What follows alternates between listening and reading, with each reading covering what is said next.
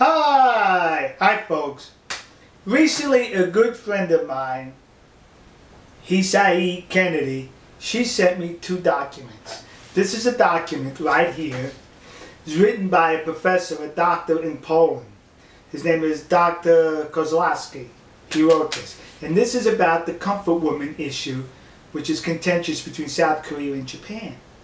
And he debunks the South Korean position here by two methods: inserting facts as they state them and transposing those facts into logic, which does not hold up.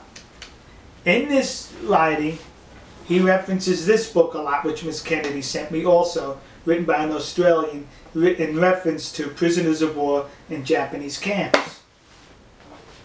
Now what this doctor here, this Polish doctor, did here, he mentions about the McGraw Hill textbook here in the United States that is put into this history book, the comfort woman version, as promoted by South Koreans. They were forced into sexual slavery, you understand? By the evil Japanese Imperial Army. Alright? So he looks at that, and he looks at the figures that they present. They present, and they said that 200,000 women were forced into sexual slavery. Yeah, 200,000 South Korean women were forced into sexual slavery. And they also mentioned in that McGraw Hill book that they were forced to have sex up to 30 times a day. Gee, there's a whole lot of sexing going on there. I should have joined the Imperial Army. Wait a minute. And he goes on to then use those numbers. 200,000 women having sex 30 times a day equals each day 6 million Japanese members of the Imperial Army were having sex. 6 million having sex every day. How many was in the Japanese Imperial Army?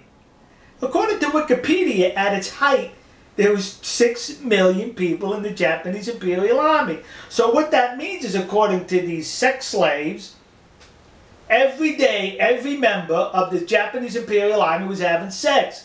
Now, if every member of the Japanese Imperial Army is having sex, what do you think happens? You lost the war! That's why you lost. It's easy to figure that out, because we all know the Japanese were good fighters.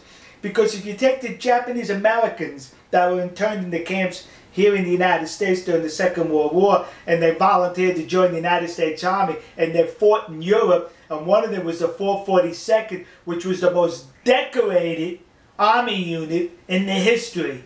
You understand that? The most decorated army unit in the history of the army, up to that point, the 442nd, was made up of Japanese. Now don't you think their relatives across the sea in the Pacific were just as equally good at fighting? Of course they were. The problem was they were having sex every day. They were having sex every day. They turned the Pacific theater of the war into a Roman-style Caligula orgy. That's what you did. You see how those numbers don't hold up? Now, he goes on to say in there, because the McGraw Hill book states that at the end of the war, the Japanese, in order to cover up to their war crimes, murdered many of these comfort women to cover up for what happened. Now you got to understand this. What we call the war crime here was not called a war crime in Japan. Two different civilizations, two different trains of thought. You understand that? First of all, they weren't sex slaves, so it wasn't a war crime, so there was no reason to murder them. If you go into here, as related here, and I'll have a link to this in the description, the prisoners of war, many of the commandants, the Japanese commandants of these POW camps after the war, were tried for war crimes. So if they committed war crimes, why did they murder the POWs at the end of the war? They didn't have mass murderings of these POWs who could have confronted them about war crimes after the war. You want to know why they did not do it? Because according to their reason and their thinking, they did not commit any war crimes. Just like they did not commit, and because of the laws at the time, they did not commit any war crimes at these POW camps as far as their interpretation went, and they did not commit any war crimes by hiring well-paid prostitutes to work in these comfort stations. So when the McGraw Hill states they were murdered, it's not a misrepresentation, it's a lie. Alright folks, remember, anytime this comfort woman issue comes up, listen to their statistics, listen to their figures, throw in a little bit of logic, and it falls apart. We'll see you. God bless you. God bless America. God bless the nation you happen to be in. And God bless our good friends and trusted allies in the land of the rising sun, Nihon Koku. See ya.